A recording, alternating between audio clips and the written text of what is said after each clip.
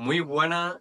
Hoy estoy aquí con alguien que ha sido campeón del mundo absoluto de culturismo, campeón Mister Olimpia, ha tenido éxito en todos los proyectos empresariales que ha ido desarrollando a lo largo de su vida. Y hoy os quería traer aquí a conocer su historia, porque a pesar de que hemos contado algunas cosas en Instagram y demás, es mucho más profunda de lo que hemos contado allí y creo que puede hacer mucho bien a cualquier persona que se pueda ver inspirado en ella, en su historia, ya no solo a nivel empresarial, a nivel de fitness, sino a cualquier persona en su día a día, en un trabajo normal, una persona de a pie, normal y corriente como cada uno de nosotros. Y ahora, conforme vayáis conociendo su historia, iréis viendo por qué digo todo esto. Así que para mí hoy es un placer estar aquí sentado con Miguel Ángel Cerezo. Para mí, pues el placer es mío siempre, Juanma, compartir estos momentos, sobre todo el hecho de que va ido pasando la vida y realmente no eres consciente de lo rápido que va, de la velocidad que va y de cómo se va siempre reflejando todas las acciones que vas tomando. Inconscientemente, cuando van pasando los años, te vas dando cuenta y realmente es un honor y es un privilegio contar esto para así, si puedo ayudar de cualquier forma a inspirar a muchas personas, porque muchos de ellos me preguntan, pues me hace sentirme súper feliz. Yo estoy totalmente seguro de que va a ayudar a muchas personas de las que vean este podcast. Iremos haciendo varios porque la historia es larga, es profunda y ya os puedo adelantar que no tiene desperdicio y ya lo iréis viendo conforme avanzan las preguntas, conforme avanza la historia, conforme avanzan los podcasts. Así que si te parece bien, vamos a empezar por el principio, que yo creo que lo desconoce mucha gente, a pesar de que te conoce tanta gente, esta parte de la historia habrá muchos que a vosotros os sorprenda también. Y es que tú naciste en Canadá, tú pasaste allí algunos años de tu vida, entonces me gustaría que explicase un poco el contexto de que llevó a tu familia a estar allí, por qué naciste tú allí, y si recuerdas algo de esa etapa, ya que sé que te pilló muy pequeñito y no sé si te quedará algún recuerdo que tú puedas recordar y puedas compartir con la gente. En fin, cuenta un poco cómo fue esa primera etapa. Bueno, pues claro, yo lo recuerdo de mis padres, son la historia que ellos me han ido contando, ¿no? Desde que era pequeño, pues mis padres se casaron, mi madre es de Valladolid, mi padre es de un pueblo realmente de donde yo vivo actualmente, que es Adamú, un pueblecito de Córdoba pequeño. Ellos se casaron, mi madre se vino aquí a vivir con él, porque mi padre tenía tierra, tenía olivos, heredado de su madre, y se casaron. ¿Qué pasa? Que en aquella época, pues, hubo una quiebra, una quiebra en el tema de la agricultura, y el aceite bajó muchísimo de precio, y tuvieron que buscar una salida del país.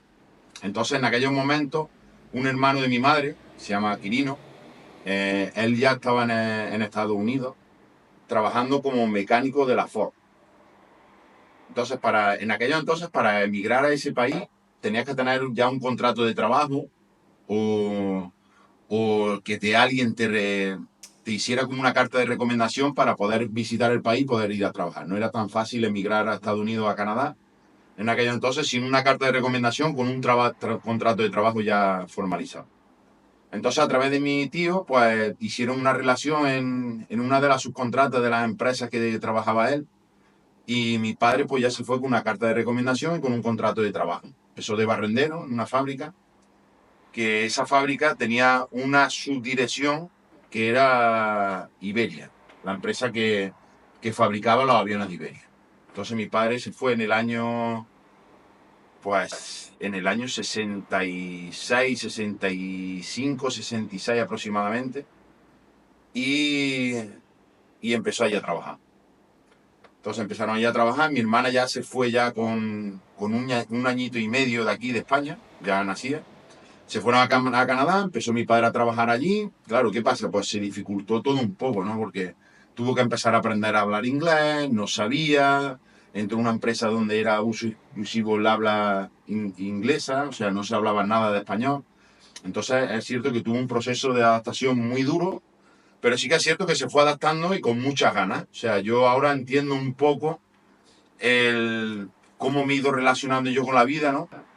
Y ahora si miro para atrás, pues creo que fue un poco también enfocado hacia los genes de mi padre, ¿no? Mi padre empezó de barrendero en esa fábrica Y claro, él quería aspirar a más, quería ganar más, quería llegar a tener una posición más alta porque él quería ganar lo máximo de dinero posible que pudiese ganar mes a mes para ahorrar lo máximo para poder volver a la herencia de su madre, a las tierras, ¿no? Mi padre en aquel entonces dejó los olivos arrendados a un hombre del pueblo y se fue a la aventura a ganar dinero, a ahorrar para poder después venirse, ¿no? Entonces es cierto que empezó de barrendero, pero a los pocos meses fue evolucionando, empezó pintando piezas de los aviones, lo enseñaron a pintar, fue evolucionando, fueron pasando los meses y cuando llevaba, no creo que llegara a los 2 años, mi padre ya era el jefe de pintores de los aviones de Iberia. Joder. O sea, te estoy hablando del año 68, 69. Mi padre, por aquello entonces, ganaba más de 1 millón de pesetas al mes. O sea, que estamos hablando de que en aquello entonces era brutal el sueldo ya que tenía él. Y ya tenía como, te estoy hablando ya del año 70, 71, 72, 73. Ya tenía como 200 personas a su cargo. Joder, macho. Prácticamente entre 4 años. Pasó de barrendero sin Sí. saber ni siquiera inglés. Ah. Años 60 y pico, que no había tanta escuela como yo decía. 68, 69, exactamente, no me acuerdo de la Sí, fecha. bueno. Yo nací allí en mi hermana. Ellos yo creo que se fueron en esa época, más o menos 68, 69, aproximadamente. 70, no recuerdo bien. Principios ¿vale? de los 70, Sí, más o sí, menos. más o menos. Y en el 73, 73, cuando yo nací, ya tenía unas 200 personas a su cargo. Y ya ganaba esa cantidad aproximadamente. Entonces, ¿qué quiero decir con esto? Pues que realmente yo inconscientemente me he ido dirigiendo en la vida y claro, si miro para atrás, pues me relaciono un poco con él, ¿no? En el tema de que he sido muy... A ver, la vida, el procedimiento, todo lo que la historia que vamos a contar hoy, ha hecho que sea la persona quien soy ahora, ¿no? Pero todo siempre tiene un porqué y ese porqué siempre va enlazado por algo. Totalmente. Yo, conforme me lo cuenta, todavía hay detalles que yo desconozco, aunque hayamos hablado de esto un montón de veces.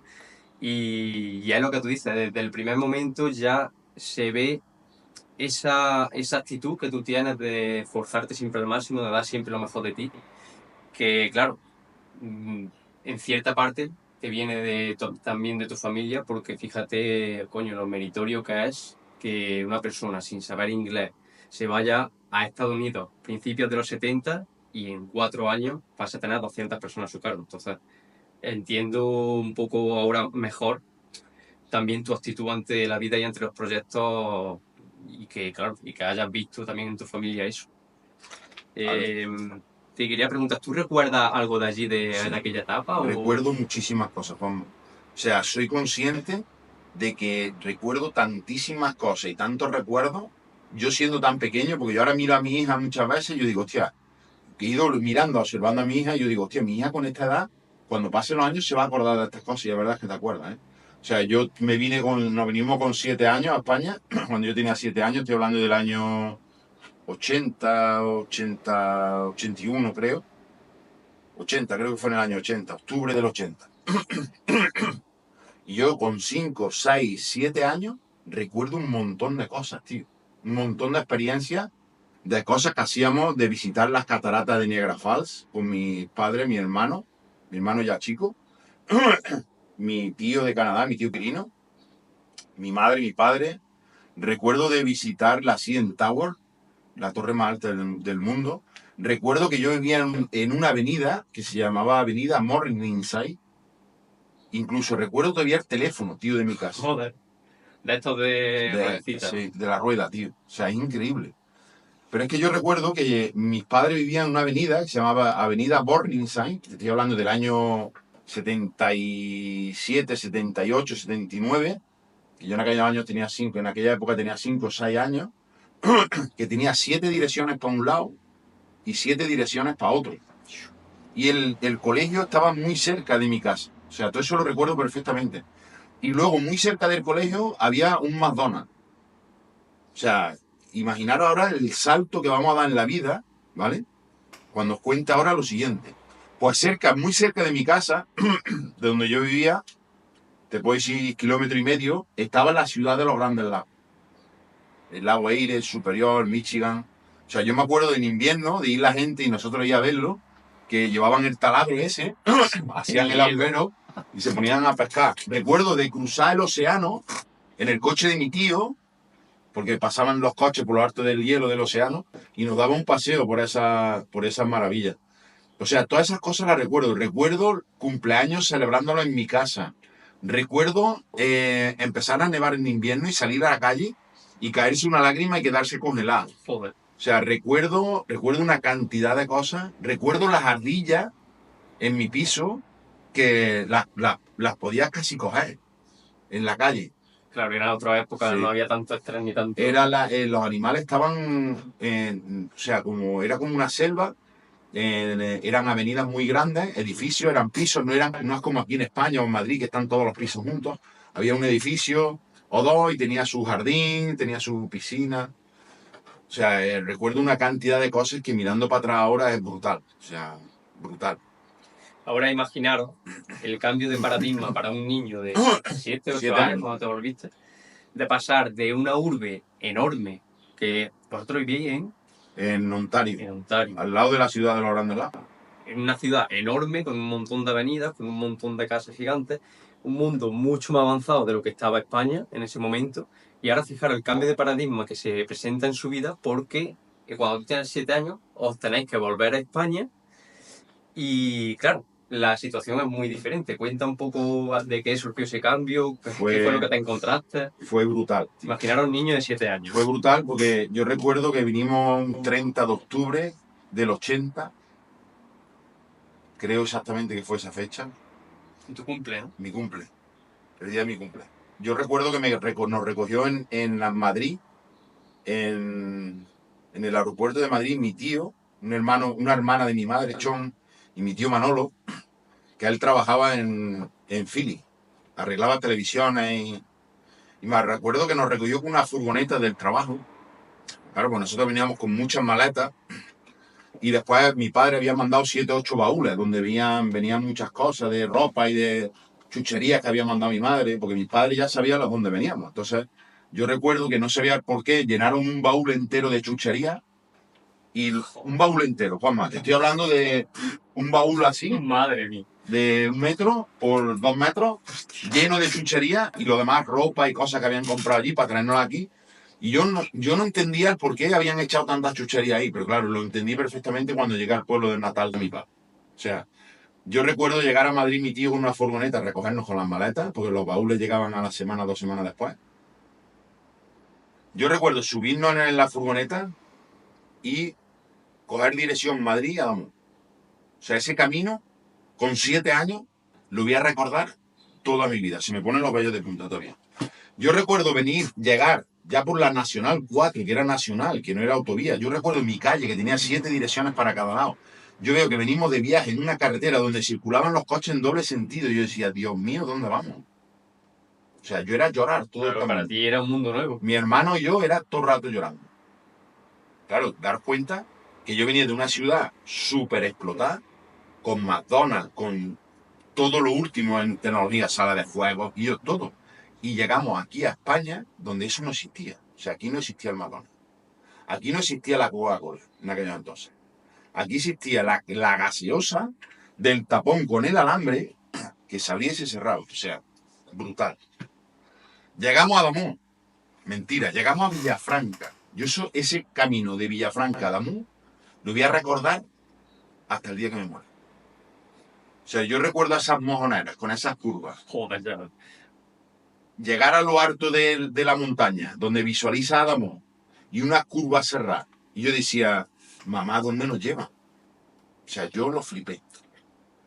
Y cuando llegamos a Adamuz, a la casa de mi abuela, que es la casa de mis padres, las calles estaban empedradas.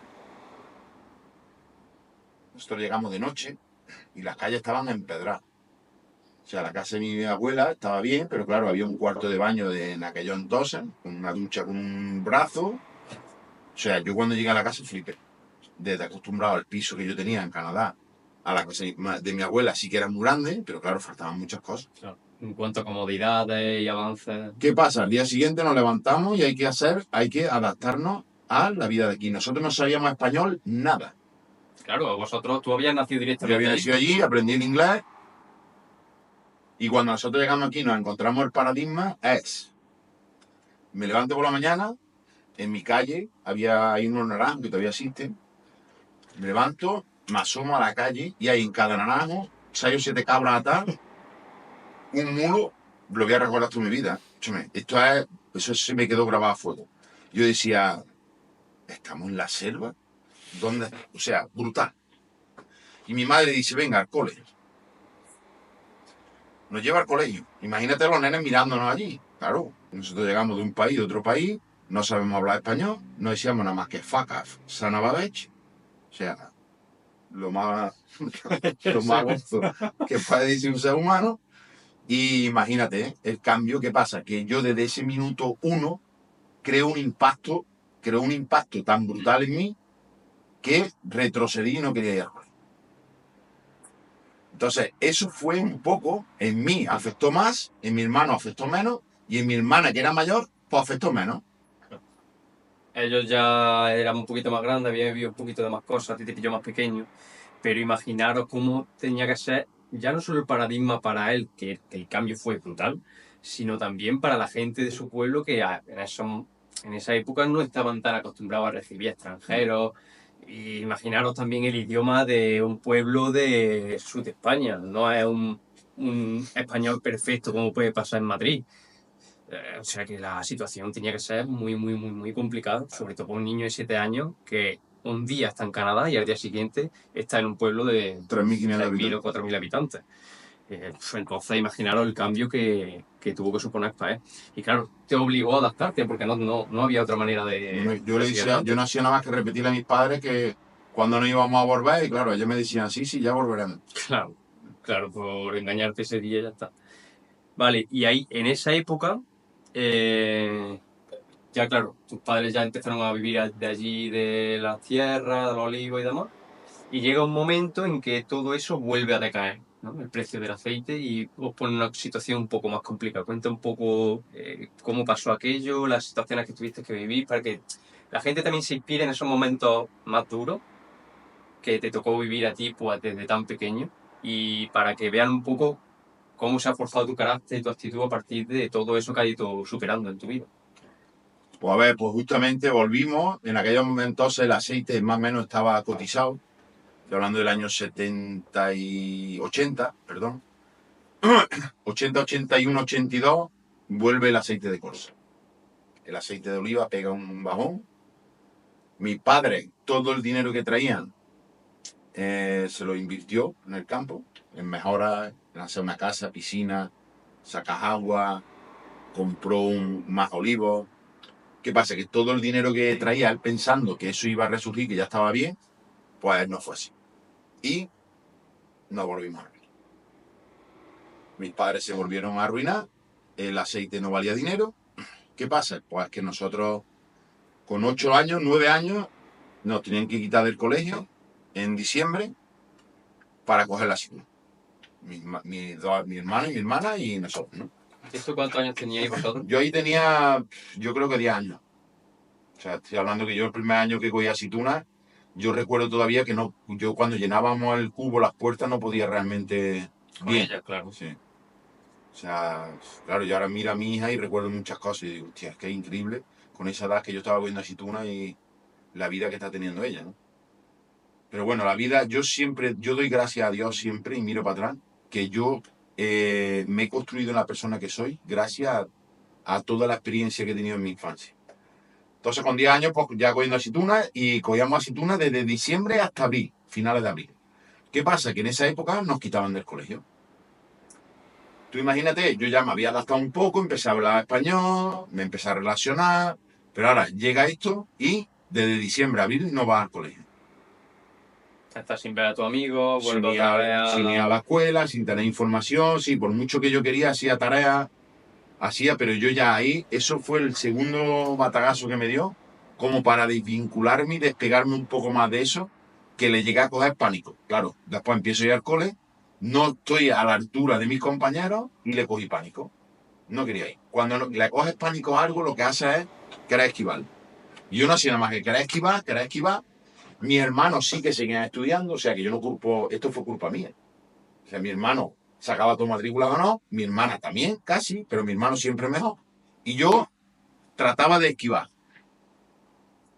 Esquivaba por un lado, esquivaba para otro, y así fui avanzando hasta que llegó octavo y aprobé por los pelos. O sea, yo aprobé por los pelos. ¿Qué pasa? En el pueblo pues, me decían el listo y el tonto. Yo era el tonto, mi hermana sacó buenas notas.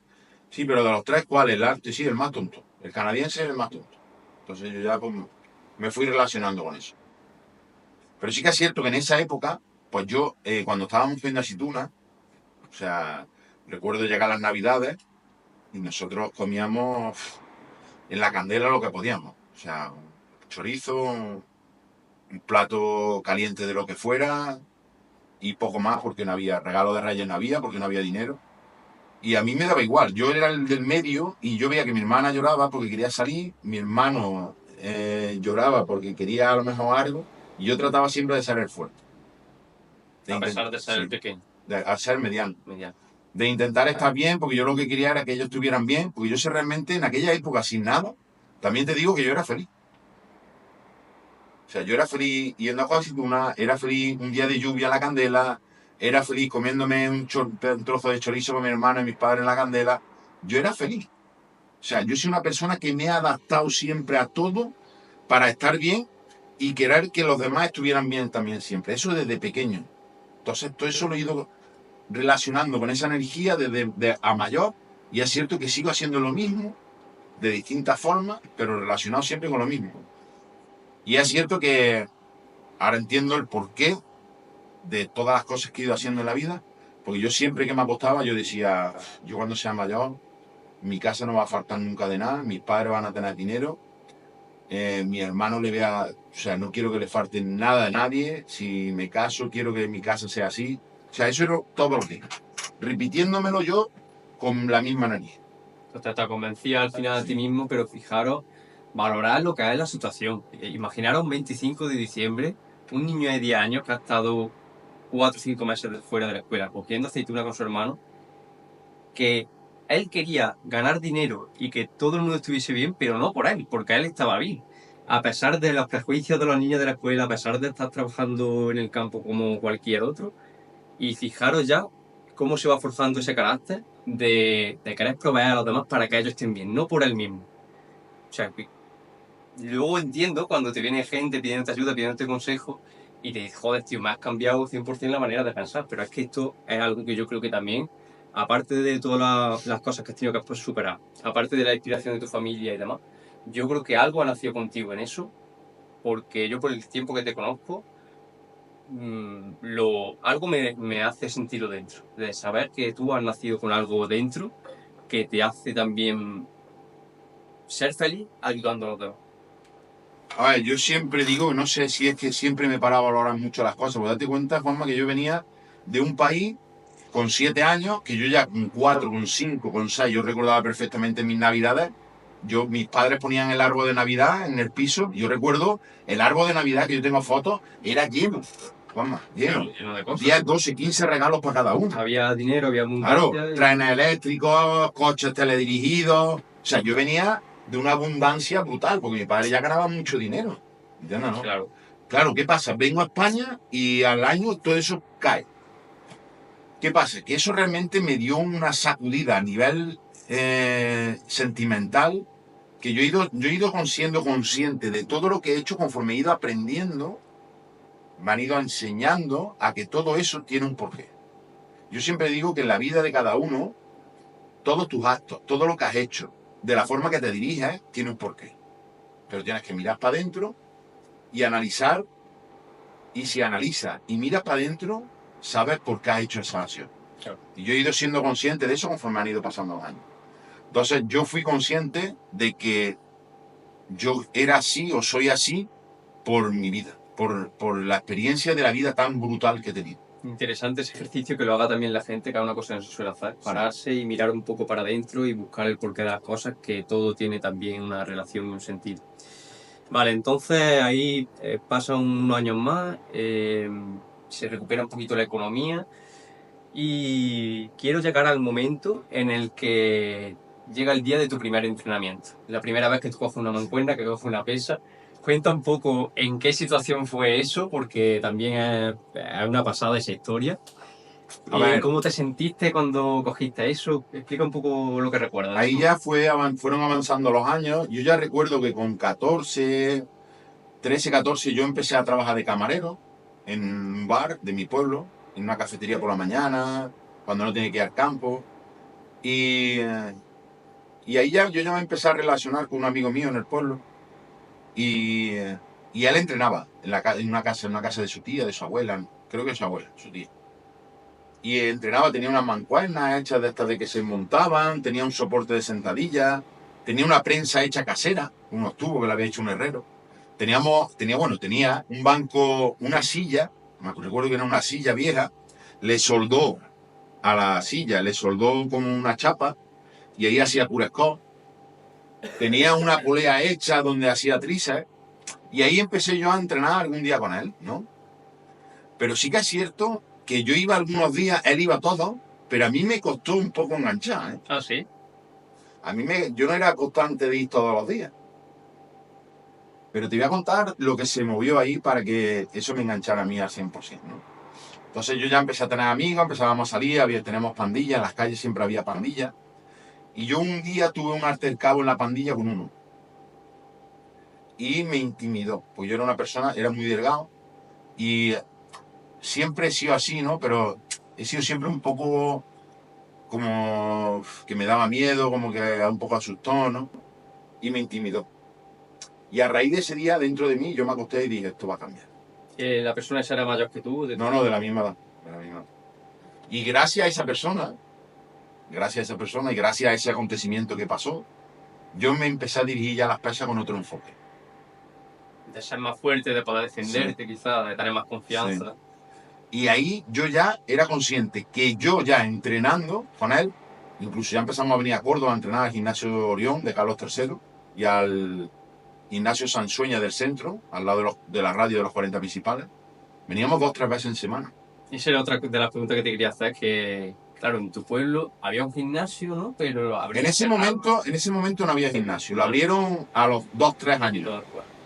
Pero en ese momento no había. Estábamos entrenando en la casa de su abuela, ya íbamos 4 o 5 allá a entrenar, amigos. Pero sí que es cierto que yo me empecé a dirigir ya ahí con otra entrega porque yo ya quería ponerme fuerte para yo sentirme seguro, ¿no? Y es cierto que yo fui relacionándome con las pesas, fui poniéndome fuerte y yo le preguntaba a mi hermano, ¿pero me ves fuerte? Me acuerdo muchísimas veces que yo le preguntaba porque yo no me veía. Y me decía mi hermano, hostia, tío, es que estás ya fuerte, ¿eh? Yo le decía, ¿pero cómo de fuerte? Y hay una anécdota que siempre se me queda grabada y la recuerdo muchísimo. Fijaros lo que es empezar, pues eso, con equipamiento súper arcaico que se inventaban ellos, que le pedían al herrero, hazme esta pieza. Y luego, no obstante y no conforme con eso, cogen un autobús y se van a Córdoba 2 o 3 días en semana a entrenar en otros gimnasios para Y eso seguir ya, avanzando, seguir... ahí ya teníamos ya 17, 18 años. Yo ya estaba justo casi a punto de irme a la mil, ¿no? Sí. Y en esa época justo, 18 más o menos, 18 y medio, antes de irme a la mil, abren el gimnasio de Adán. Un hombre que viene de Barcelona, se hace un pacto con el de gimnasio de Villafranca, ¿no? Lo abren y lo llevan a media. Yo fui el primer día que fui a entrenar. Me acuerdo que yo ya venía de hacer algo en la casa de mi amigo y dije, claro, yo llegué allá al gimnasio y había chavales que ya habían competido del gimnasio de Villafranca, que los conocía yo, incluso uno de ellos después fue alumno mío y lo hice yo subcampeón de España. Fijaros las vueltas que da la vida y las vueltas que da la historia. Sí, o sea, era brutal. Claro, yo llego allá a ese gimnasio y ya veo nenes fuertes de verdad. Y yo decía, yo me quiero poner así. Claro. ¿Qué pasa? Que me pegué una paliza el primer día, cuando salí a la puerta, me dio una bajada de azúcar, me mareé y me tuve que sentar en el suelo de la paliza que me había pegado. Entonces, bueno, ya empecé a ordenarme ahí, poco a poco, y a la nada por la mili. Otra vez corte de entrenar. Corté de entrenar y me fui a la mili. Ahí en la mili, pues empecé a ordenarme, porque yo ya tenía mucha conciencia de que no quería que mis padres invirtieran dinero, gastaran dinero en mí. Tuve la suerte, le puedo llamar, yo siempre digo que la vida a ver, muchas veces son tus acciones las que te determinan hacia dónde vas o dónde te encuentras, pero también es cierto que hay suerte. Y yo en este caso tuve suerte. Entré en Rota, en el SIN, en San Fernando, hicimos el mes de instrucción. Yo ya en aquella entonces trabajaba en una discoteca de camarero. Entonces los fines de semana nos daban permiso, yo venía, trabajaba viernes y sábado, y con lo que ganaba yo me iba costeando la mili. Entonces yo ya ahí me iba costeando la mili, mis padres ya económicamente ya estaban mejor, ya el aceite ya volvió a subir, pero sí que es cierto que a mí me gustaba cubrirme mis gastos con lo que yo ganaba, ¿no? Recuerdo que en aquella entonces yo creo que nos daban 3.000 pesetas, 3.500 pesetas, y eso con eso me servía a mí más que suficiente para... Pagarte tus cosas y para que no le supusieran gasto a tus padres. Y allí en la mili, pues sí que es cierto que seguí con el gimnasio. Entonces gimnasio en Rota, todo el mes que hice la instrucción, y justo nos hicimos la instrucción, juramos bandera y nos destinaron. Justo me destina y allí o te tocaba tierra o mar, ¿no? Y yo rezaba porque no me tocara mar y me tocó mar. O sea, me tocó justamente el barco El Castilla. O sea, tú imagínate a las 10, 11, 12 de la noche, te sacan en un autobús, te llevan para la base naval de Rota. Mentira, yo hice el CIN en San Fernando, me llevaron a Rota y llegamos a un barco, no sé, Kilómetros, pues. impresionante. O sea, y toda la borda del barco lleno de soldados con un cuchillo entrenador diciendo carne fresca. O sea, eso se me quedó grabado a mí a fuego para toda la vida. Nos meten en ese barco, nos llevan al Zoyo abajo, donde llevan los legionarios cuando los llevan a la guerra, y dormimos en una cama de estas que hay una cuerda, una sábana y una cuerda. Como el que está colgado de un árbol. Como estilo oeste. Como el que está... Madre mía. Y ahí dormimos. O sea, yo esa noche recé a todos los dioses, a la Virgen del Sol, que es la Virgen de mi pueblo, y diciéndome que me sacaran de allí o que hicieran algo conmigo. Total, que al día siguiente nos levantamos, nos llevan a todos al comedor, empiezan a preguntar quién es camarero, quién tiene carnet de conducir. Yo me había sacado justo el carnet de conducir. Solo habíamos 3. Claro, date cuenta, 18, 19 años. Recién cumplidos, claro. Claro, pues nos ponemos de pie, nos hacen 3 preguntas, un sargento, y me dice, tú, vete para allá con el cabo este. Tal, que me salgo con el cabo y me dice el cabo por el pasillo, dice, escúchame, se te ha parecido la mía. Digo, ¿por qué? Dice, porque vas a estar de repostero del comandante. Yo no tenía ni idea de lo que era eso.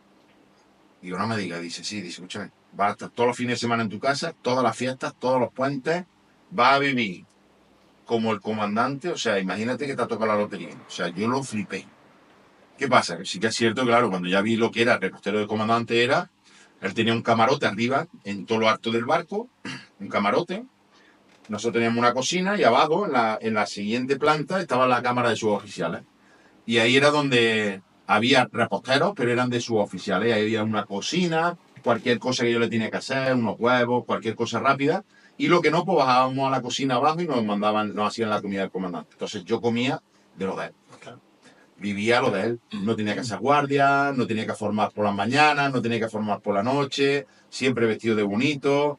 Salía el comandante, estábamos 3, lo llevábamos en el coche. O sea, me pegué una mili brutal.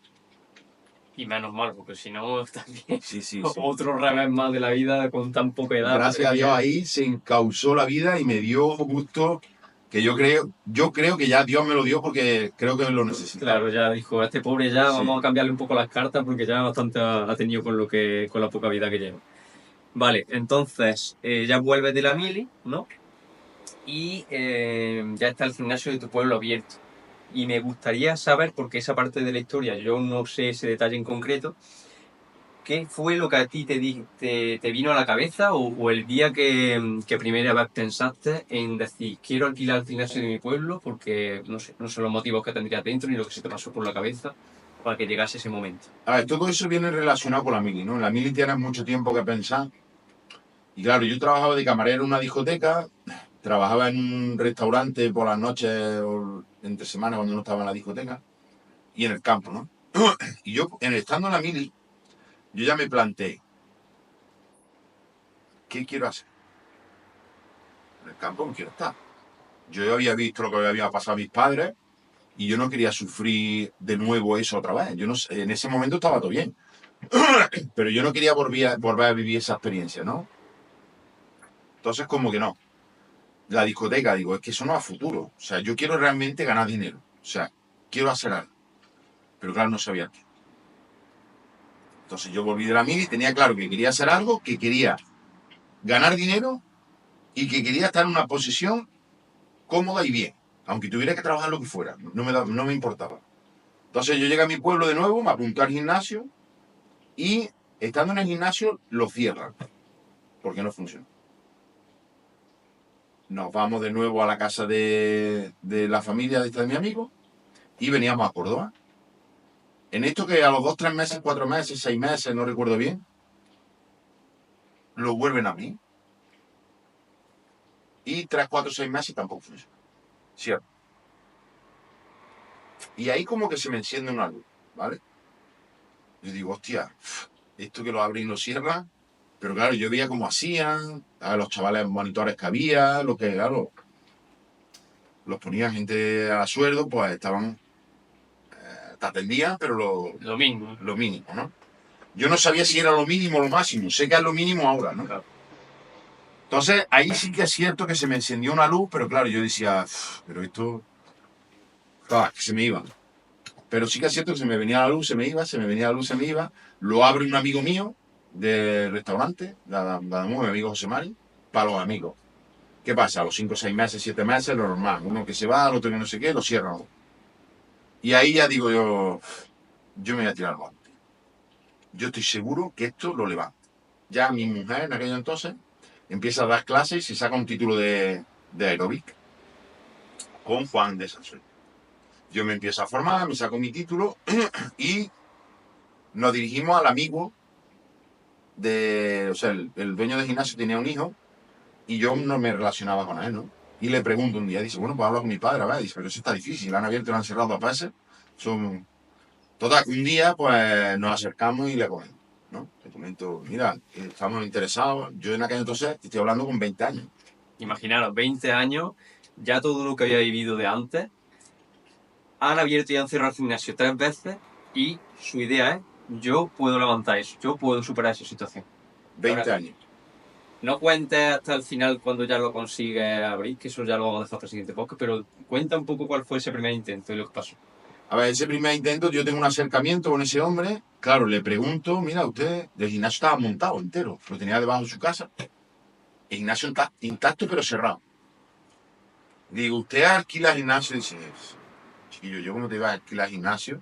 Si tú tienes 20 años, esto lo han abierto gente que sabe, que lo han cerrado. Tú no vas... Pero hombre, alguna oportunidad, esto no... Es inviable. O sea, aquí hace falta un dinero, hay que poner un dinero por adelantado.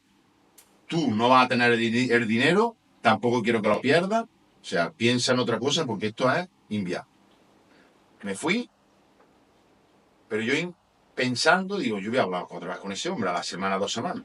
Se lo volví a decir al hijo, tío, habla otra vez con él, a ver. Y volví a repetir otra vez la acción. Otra vez tuvimos un acercamiento.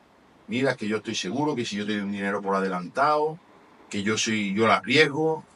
Pero claro, en aquella época, tú imagínate, yo ya esto se lo comento a mis padres me dicen, no va, chaval. Era una locura, realmente. Claro, tú imagínate, estamos hablando del año...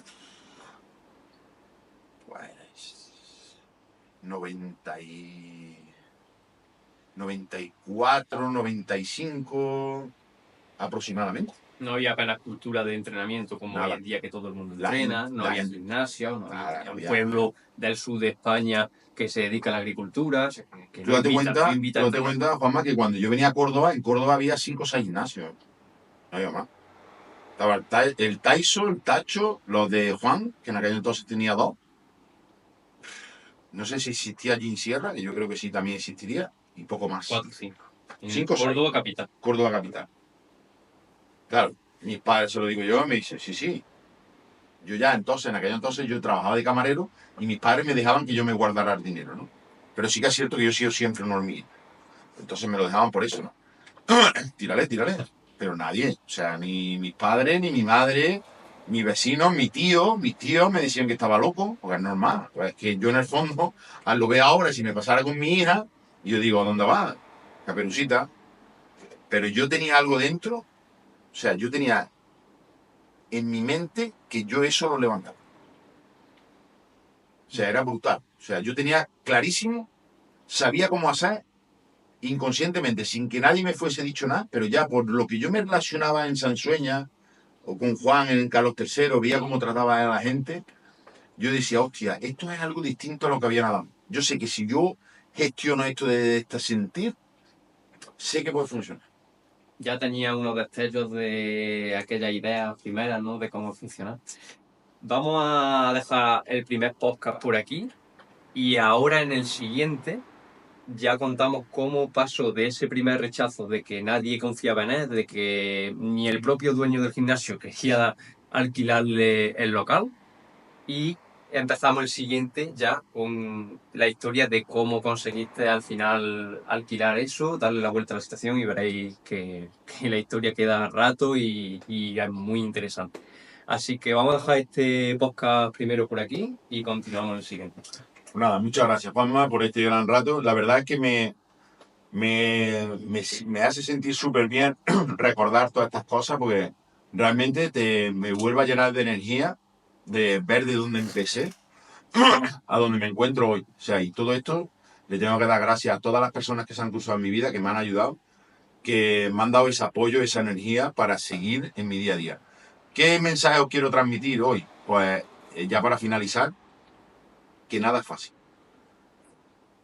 Nada es fácil. O sea, los comienzos son muy duros, muy difíciles, y lo que sí os puedo decir es que jamás me rendí.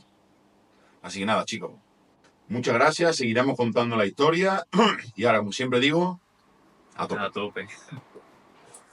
Ha quedado bien.